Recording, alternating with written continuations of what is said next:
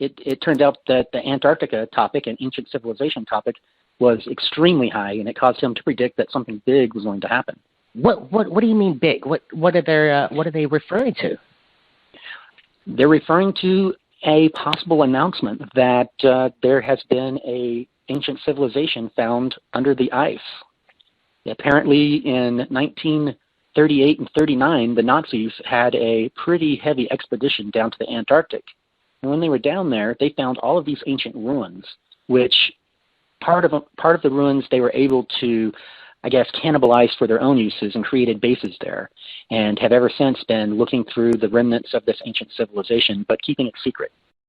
When you get into it, it's quite interesting. And there's a new information coming out through a Michael Sala article, and it says that through briefing sessions coming to an end, you say that the meetings with Sigmund, we're going to get to who Sigmund is and what his connection to you was, but they're saying that there's significant information about Trump and his administration right now to disclose the truth about technologies, evidence of secret memorandum issued by Trump says that after taking office in January 20, 2017, he's about to declassify secret patents involving health and free energy technologies. Do you think this is really going to happen?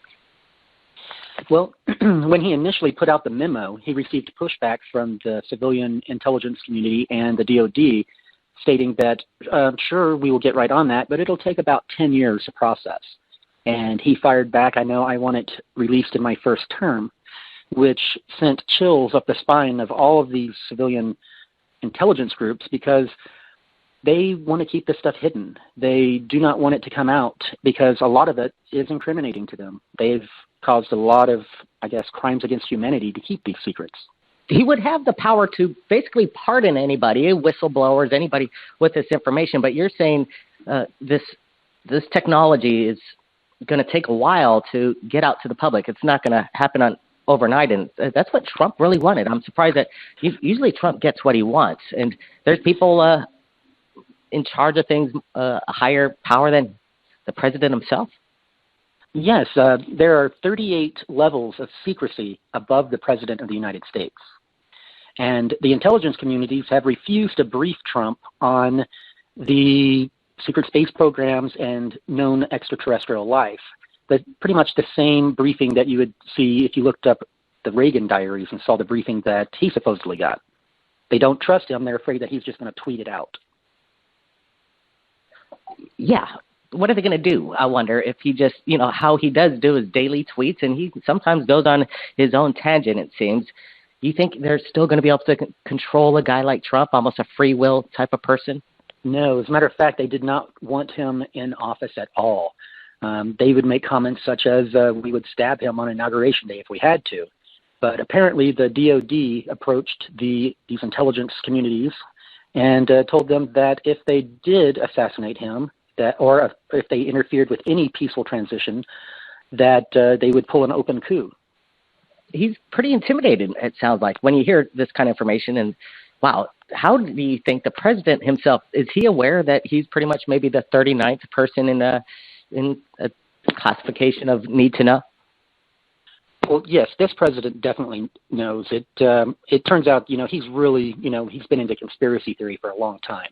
He talks with Alex Jones, who actually just on the 17th made a few remarks about the secret space program that is going on. So it appears that Trump is well aware of a lot of this, also because of some family ties that he has.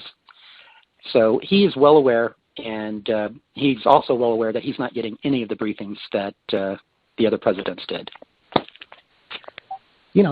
Fascinating. And I wonder if they're going to be able to hold the big Trumpster down, and if maybe he's going to, do it on his own and take a risk because he's already been taking a lot of risk. He's on these rallies. He's putting himself out there in the public. So it's quite interesting. Hopefully he does something soon. Now, let's get into this. You were recruited through one of the MyLab programs at a young age of 6 years old. Can you tell me exactly what is MyLab, and how would you become a recruited person or a child at the time? Well, MyLab is, we really need to come up with a better term. It stands for military abductions. And really, MyLabs are if a person is abducted by a non-terrestrial and returned, the government will come and abduct them again to be debriefed on what the aliens picked them up for, and then they will be given a screen memory and put back in their daily lives. So that's usually what MyLab means. It's been used a lot for these programs such as MK Ultra and a lot of the other Ultra programs. They lump it in under MyLab. But what occurred was I was identified as an intuitive empath through standardized testing in public school. When I was identified as an intuitive empath, they then brought me into a so-called special school program that pulled me out of my regular school activities. And once to 3 times a week, I would be taken on field trips. And these field trips ended up at Carswell Air Force Base or other places similar that Air Force personnel, intelligence personnel were at, and they would put us through all types of training and virtual reality scenarios to build personality profiles on us so they would know whether they wanted to draft us up into the secret space program or just have us work for these, I guess, loosely connected syndicates that we call the cabal or the Illuminati. Yeah, to say the least. So it wasn't all fun and games. It wasn't we're going on field trips and going and sightseeing. You're being tested like pretty much a lab rat. Let me ask you this. Let me ask you what a intuitive. How would you know if you were an intuitive? What kind of test did you? What was the standard? What stood out? Intuitive just means you have a very strong intuition about what's about to happen or, what's going on. You have a good intuition, and you learn to trust that intuition because it's accurate. An empath is a person who actually feels other people's feelings and emotions. So an intuitive empath is a hot commodity for these groups because they can be trained to interface with non-terrestrials. And otherwise, it's usually a one-way communication. If you're not an intuitive empath and haven't had the training, usually you can have a non-terrestrial communicate with you telepathically, but it's usually a one-way conversation. You were part of a highly classified Air Force space program which closely cooperates with U.S. Military entities such as the National Reconnaissance Office and the National Security Agency. So were you actually a pilot? How did this work? What is actually the secret space program? Go ahead. Actually, this was not I was not involved in the Air Force program. The Air Force program is what we call the Military Industrial Complex program, and they're usually within 500 miles of near-Earth orbit, and they only have a couple space stations that are unknown to us that are around the 400 or 500 mile mark altitude that they service with TR-3B type craft, and they also have small bases on the moon. The program I was brought into was called Solar Warden, and it was a Navy program. And it is an interstellar program. They're out traveling throughout our solar system and into other solar systems. I was brought on as an intuitive empath when I was 16, almost 17, just a couple months from my birthday. And they were going to have me assigned to a research vessel where it was full of scientists and engineers, and I was going to be a specialist or a tech, depending which one of the two I was working for. But when I was first brought there, the captain stated that they had a few other people from my program there, and all they did was cry and call for mama the first year. So he did not want me on his vessel. So they sent me to another group that was the Intruder Intercept and Interrogation Program. And it's much like the Men in Black. They come down and locate non-terrestrials that are living amongst us, and they will abduct those non-terrestrials and then bring them to a base to interrogate them, to find out why they're here, what their objectives are and agendas are. And I was a part of that for 10 months, almost a year.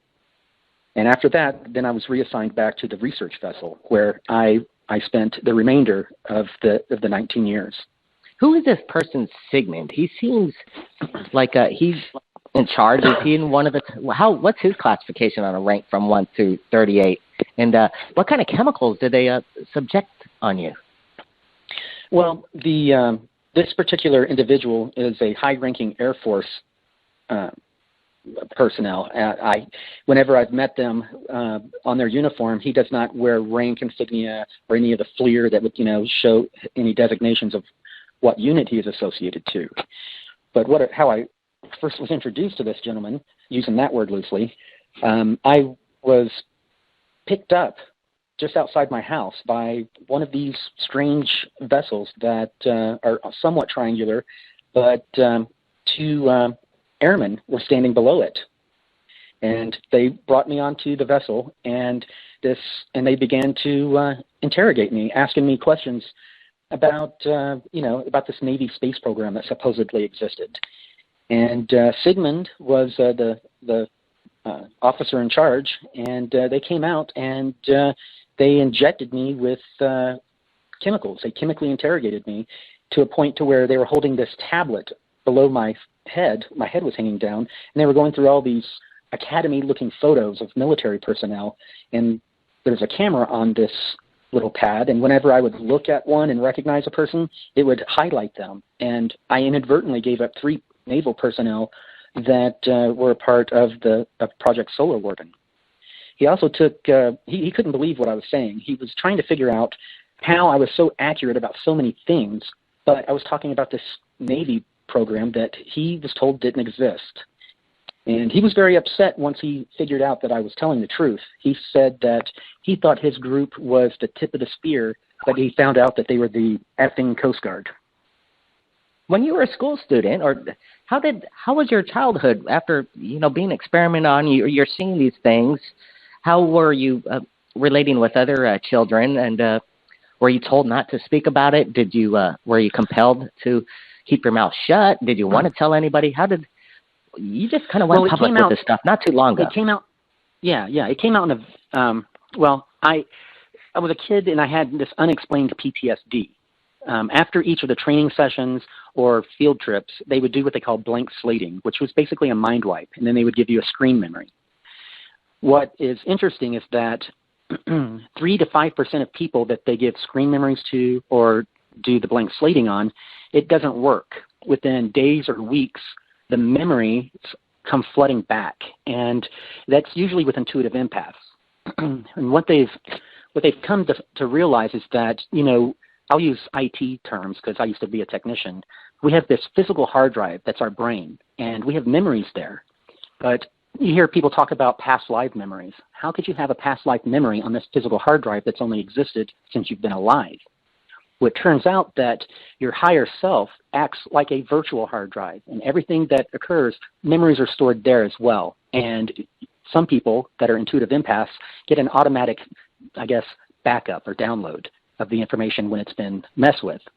Yeah, they tried blank slating me on what we call the 20 and back. You serve 20 years and then they bring you back. And the strangest part is they age regress you to where you were when they drafted you, and then they regress you in time back to the point you were taken.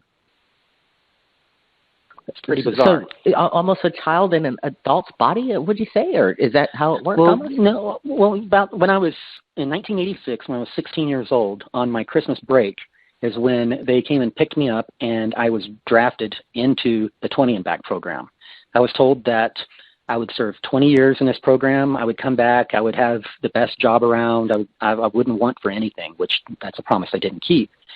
And they stated that my life would not be that heavily affected because they were going to age regress me and time regress me back to the time that I was taken, and that I would pick up where I left off and my family would never notice me missing. Wow. So there's technology for reversing life itself that exists right now that was used upon you. Absolutely.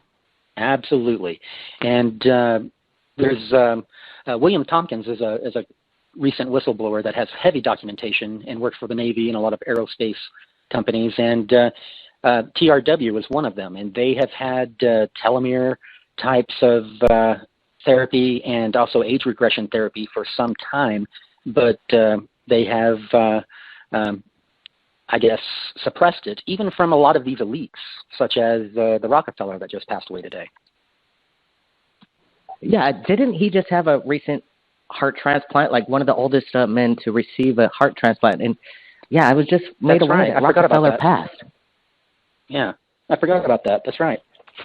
And we really got to watch out for, because what do you think about Dick Cheney? Dick Cheney, he's had a few heart issues himself. At one point, he called himself Darth Vader. He didn't have a pulse, and that was quite interesting. Yeah. People referred to him as Darth Vader. I sort of say he probably didn't have a heart transplant. He just had a heart implant, because I doubt he had one before. From what I've heard in the programs, yeah, he's a pretty scary individual. Yeah, maybe the head of MK Ultra, from what we've heard over the years. Now, let's take a big trip. Let's take a big trip to the Antarctica.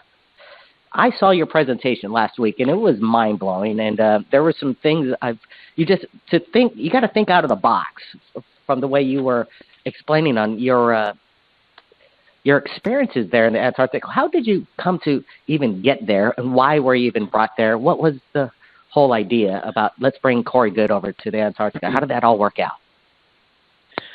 Well, I had been introduced several years ago to this group that we're calling the Sphere Being Alliance, and I had been interfacing with this tall blue avian race that in my 20 years in the programs and all of the intruders we had captured and interrogated, I'd never, ever heard of an 8-foot-tall bluebird being. And I was pretty concerned when it first started communicating with me. I didn't know what was going on. But through the process of getting to communicating and getting to know these beings, I was introduced to an inner Earth group called the Anshar.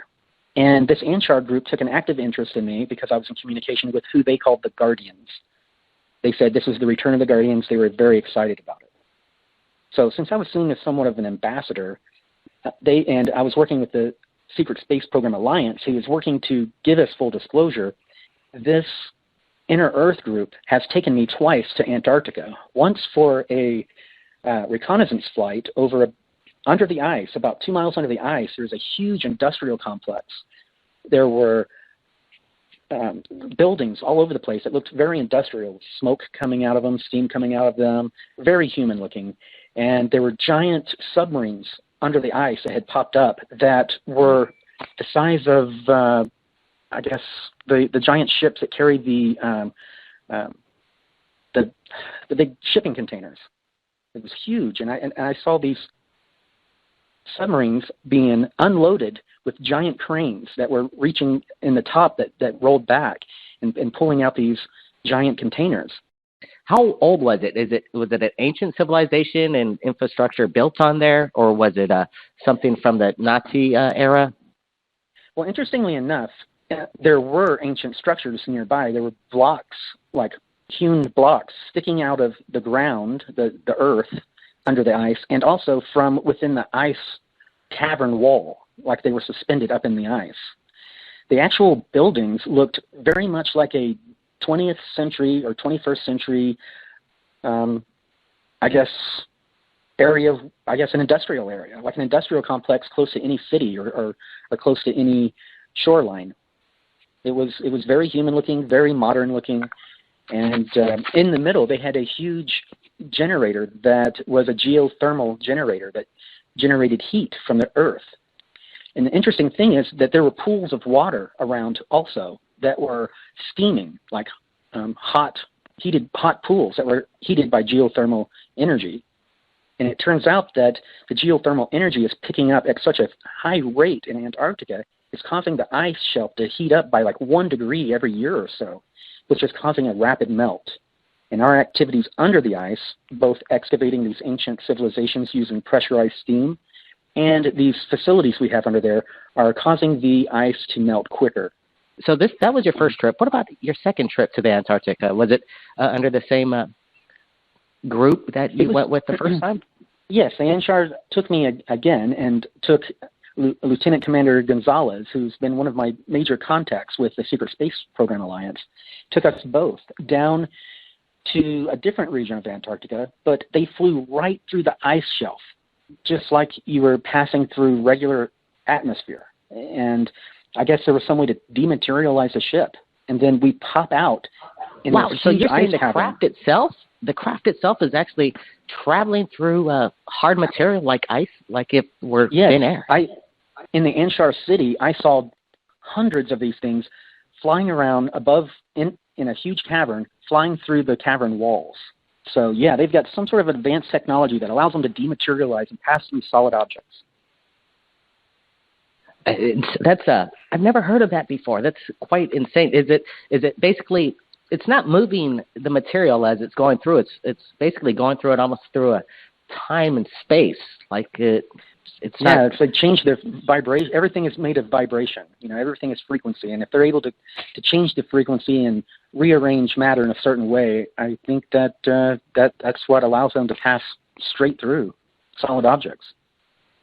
All right. So this Middle Earth, the entrance to Middle Earth, is there more than one entrance, or is Antarctica pretty much the main portal to Yeah, most of the entrances are guarded by some sort of a military installation, or are in Tibet and are watched over by monks.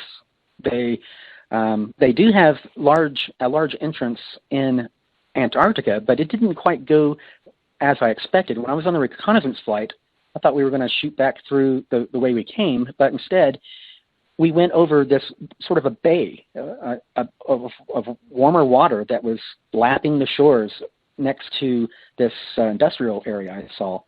And instead of flying in the direction I thought we went straight down the way that these submarines came from. And we ended up entering this large rift system that is the West Antarctic Rift system or something like that. And we went very deep underground and traveled through this rift system that had been tunneled out by some ancient alien race that allowed you to travel from Antarctica all the way up to Central America and the southern and southwestern parts of the United States, all completely underwater. This underground, basically, city, you said that was the size of Texas. Like, it had its own ecosystem. It had its own light, warmth. Tell us about what it's like to be in a place that big. It just sounds so overwhelming. It was overwhelming. When you walk up to a building and you feel like you're going to fall over backwards looking towards the top, or a giant tree, one of the redwood trees. Imagine that, but you walk walk through an entrance into a huge cavern area to where the ceiling is so high you can't even see it because there's a fine mist that it's created like clouds, like a enclosed environment that it even rains in there at times.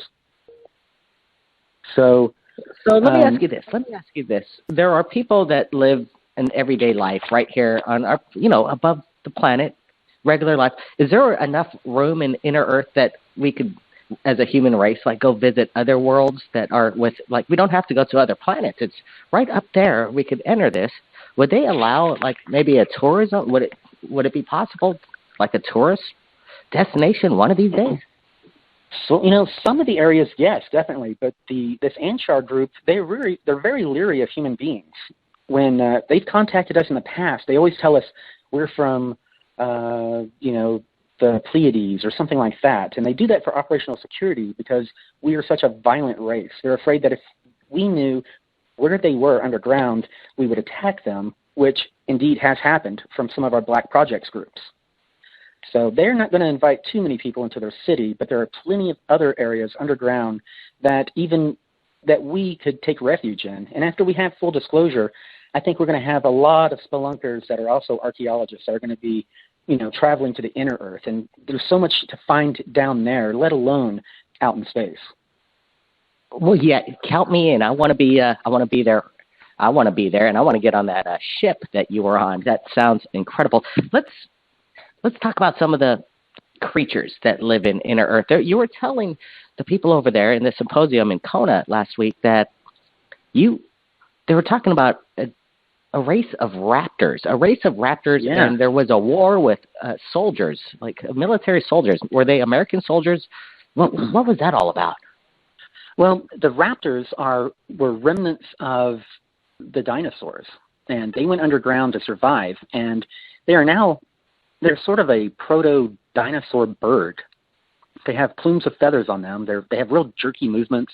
They're super fast, and they're carnivorous. So the incident that I was talking about that involved the Marines was not long ago after the current president took over. Some of the bases that were built by FEMA but not controlled by FEMA were supposed to be turned over to the new leaders of these different groups under the new president. But some of them refused and locked the doors. And Marines were sent in to basically drill holes through these walls, cut through the rebar and steel, and go in and arrest these people. And if the people refused to give up, these Marines were ordered to wipe out everyone in the base. And in one of these occasions, they had to go in, and they were under orders to wipe everyone out. And in the battle, these Marines were shocked to become face-to-face with 8-foot-tall reptilians who were fighting them. And these Marines had zero briefings that ETs even exist, let alone they would run into them and have to do battle with them. So all of a sudden, they're standing there in front of the devil or a demon with the M16 doing battle with them. And I hear that they did not do so well psychologically afterwards. Yeah, post-traumatic stress disorder. Let me ask you. People theorize that dinosaurs, since they've been around for millions and millions of years, far longer than the human race has existed on planet Earth, that they developed complex languages. Did these raptors, did they communicate? Were we able to communicate back and forth with them?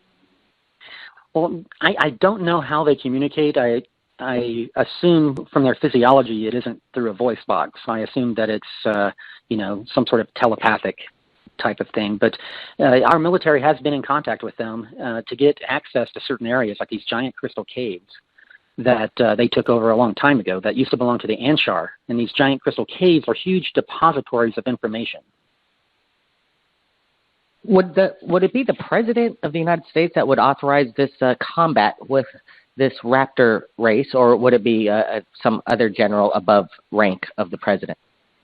It would be one of these individuals in the intelligence community that has the clearance that's 38 levels above the President, or somewhere above the President within that 38 levels. Wow, incredible. So there were other races down there. You were saying they looked like humans in their own way, different nationalities. You have an Asian-looking race, you have an African-looking race, and there are Caucasians. Do they get along down there? Is there a conflict between the races in Earth? Well, a lot of these human type races that you've described, they don't normally meet with each other, but they kind of stay separated unless there's a huge emergency. They claim, the Anshar at least, claim to have be human beings that originated on Earth approximately 18 million years ago. They say that they've been here that long, and that they've been highly developed technologically and had their own breakaway civilization. And that breakaway civilization went underground, and they found that it was a lot safer down there. They were shielded from the sun, which causes a rapid aging and a lot of other things. And they were also isolated away from the ebb and flow of disasters that occur on this planet on a regular cycle. Wow, that's amazing. So what would you prefer to live in? Up here on the surface of the Earth, or inner Earth? What would you prefer if you really had a choice? If they offered my family and I a condo down in that Anshar city, I would disappear in a heartbeat. Wow. Yeah, it sounds fascinating. It was magnificent. So is there a danger that we might just do something stupid because we don't trust what's going on in there? And would there be a possibility of maybe a nuclear event, or they're pretty much, do they have security? Can they defend themselves in case of an invasion by some tyrant? Yes, they can, and they've been doing battle with the Raptors for quite some time, and a couple of other groups. But interestingly enough, since on the surface we've developed these scalar weapons, we can penetrate deep, like 40 miles into the ground, and that has become a major, threat to them, because it has been used on some of their facilities. Some of these groups, they're looking to take out all the negative ET underground facilities, which there are many, but in doing so, they don't differentiate. They find an underground base, it isn't ours, so they attack it remotely with this technology. Wow, and what about this? Have you left planet Earth? Have you been in space?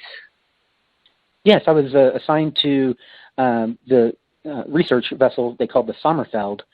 That I was assigned to that for 19 years. Even though I was sent on other expeditions and missions, my assignment was to this research vessel. And the research vessel, we spent a lot of time around Jupiter. We spent time around, they even did studies of the sun where they were shooting probes into the dark spots, the little eddies on the sun, and to penetrate the sun to get more information about it. And they were able to prove that it's an electroplasmic sun. It's not, it's not a giant hydrogen generator or whatever. And, the fact that our universe, the physics model that is using these black programs is an electric plasmic universe model. The fact that that's been suppressed from surface humanity, that's what's not allowed surface humanity to develop a lot of these, very interesting technologies such as free energy or anti-gravity. Once we are taught the true physics and we understand that everything is electric plasmic, then we will adopt a new mathematics model and we'll be able to build these things very easily. What was the ship like? What did the ship, did it launch from a regular launching facility like Cape Canaveral, or was it a secret mission? Well, and it was how big was built, the ship? Yeah, it was originally built in the early 80s in a secret location under the mountains in Utah. And then they were flown into space, and then our personnel are brought there in smaller craft. Now, this particular craft was, and they're very much like a nuclear submarine, a nuclear submarine in space. As a matter of fact, a lot of the people that serve on them are what they call squids, or are either current Navy submarine personnel or used to be Navy submarine personnel. So it's basically no different than being in a submarine, a very large submarine that's modular, just like the new nuclear submarines. And it had a crew that went from anywhere from like 260 or 70 to over 300 people, which they have naval vessels that are much larger than that. And and it was cigar shaped. And some of the larger cigar-shaped vessels are up to 1 kilometer long, if you can imagine that. Wow. It sounds like an adventure that if your life was done now, you would have already completed more than most people could ever dream. So you could walk away and think to yourself, that's a testament. Yeah, my brother's interrupting me, but yeah, what a testament. What about when you went onto did you get to the dark side of the moon? What's going on over there? Did you get to? Yeah, that's where the Lunar Operation Command is on the dark side of the moon at about the 10 o'clock position, just on the other side. Sometimes videos have popped out of, a flurry of craft flying away out of that area. And it was originally set up, believe it or not, in the 1940s by the Nazis, who had developed their own secret space program and had flying saucers that they were flying outside of our atmosphere that early in our history. And they developed they set up a base there that at one time it was shaped like a swastika, the way they did the buildings. Wow. Do you think it was... Yeah. Was it done purposeful, according Absolutely, to Hitler's yes. design? Yes, the swastika shape of the building was on purpose.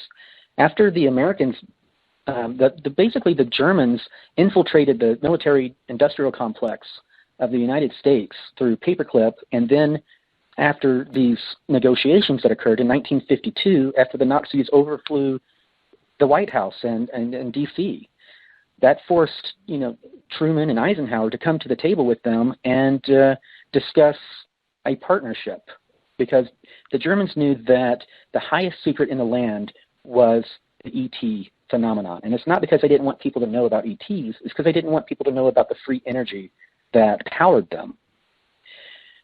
So once they had infiltrated the military-industrial complex, basically took over and won the war, post-war, basically, then this new military-industrial complex space program began to utilize the Lunar Operation Command, this base on the moon, and they built it out. And as they built it out, they purposely removed the shape of a swastika from the way the buildings were organized. Elon Musk has been paid basically approximately $100 million to fly a couple billionaires around the moon, apparently in the next couple of years. When they're on their adventure, I'm sure they're going to be going around the dark side of the moon. How are they going to Yes. How are they going to suppress it? Do you think they're going to reveal what's on the dark side of the moon? These billionaires, I'm sure they want to find out for themselves.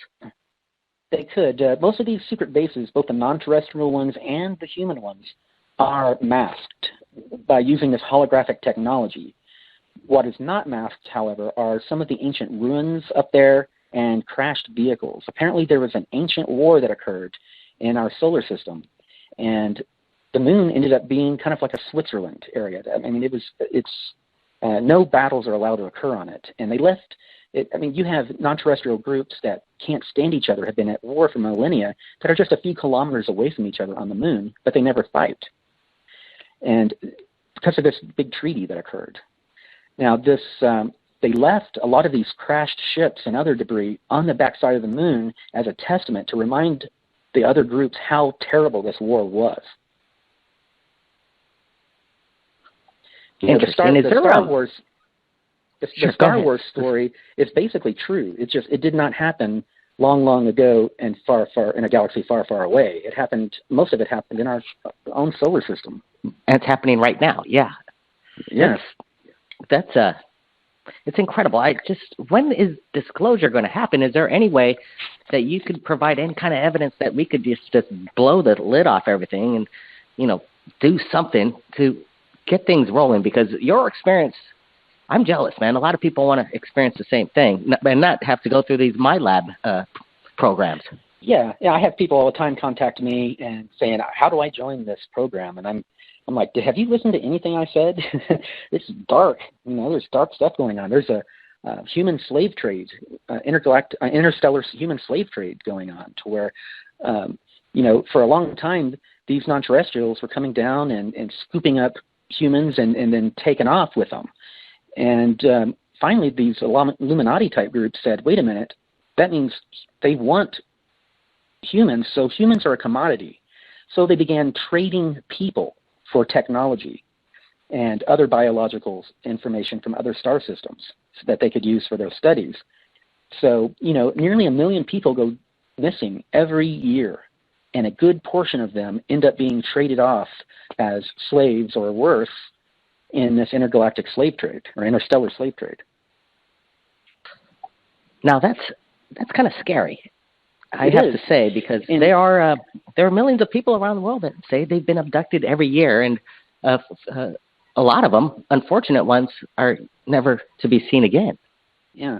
Well, when it comes to full disclosure, if we get a full disclosure event, a lot of people that listen to the show might be saying, that would be great. It'd be a big kumbaya moment. We'll all hold hands and, sing a song. But disclosure, if we get full disclosure, it's going to be one of the most traumatic events that ever happened to humanity. But it's needed because all evolution happens in stress. A lot of these groups right now are working on a partial disclosure to where they will unroll disclosure over 50 to 100 years. They want to make sure that many of them have a chance to die because so many crimes against humanity have been committed just to keep the secret alone. So disclosure is a very shaky subject. And a lot of people just don't know how to do it. They don't know how to do it. Yeah. Well, little by little, soft baby steps in the beginning, but give us a little bit and then a little bit more. I guess they're doing it a little through technology because technology seems like they are trickling down some of the information that they have in their archive. Yes. Yeah. Yeah. They've been this slow release of information and planting seeds in our consciousness about the aliens and these secret space programs has been going on for quite a while, going all the way back to the Star Trek when it came out with Gene Roddenberry. Gene Roddenberry had close connections with the son of a major admiral, according to Dr. Sala's research, that was involved with solar wardening. So he had a direct contact with people that were in the U.S. secret space program. Yeah, Michael Sala, he does good work, and I want to be touching base with him real soon. But, the show's just about done, but that just flew by so fast, so much information. We want to invite you back sometime in the near future. I'm sure we just touched the tip of the iceberg with the experiences that you've been on, and you probably could probably go on for days talking about this. But can you please tell us how people could find you, and what are you going to be doing next, and is there any message that you've received from any of these alien races that we should be aware of? Well, I can be reached at spearbeingalliance.com. I also have a YouTube channel, Spear Being Alliance. And, these a lot of these non-terrestrial groups are very positive, but, we do have the negative ones, and a lot of people don't want to believe that. And, we have to be mentally prepared for such a thing. And, I'll be happy to come back on your show because, yes, we have plenty to talk about. And Dr. Sala is about to release 3 more articles. He released one today that are going to cover a lot of intelligence that I briefed him on the 16th of this month while I was there in Hawaii. Absolutely. That was incredible. It makes me think, and it makes me think along many hours after this conversation and what I heard last week from what Corey Goodes just told us. Everybody, take a look at the Spear Being Alliance. All the links will be below in the description. Stay tuned and keep in touch with Corey Goode on his YouTube channel because he's coming up with updates quite often. That was Corey Goode, everybody. And if you've captured anything quite amazing in the skies, something on video that you can't explain, submit it to us right here at Third Phase of the Moon. Wow, incredible story, incredible insight and information. We'll see everybody again next time. Blake Cousins, Third Phase of the Moon.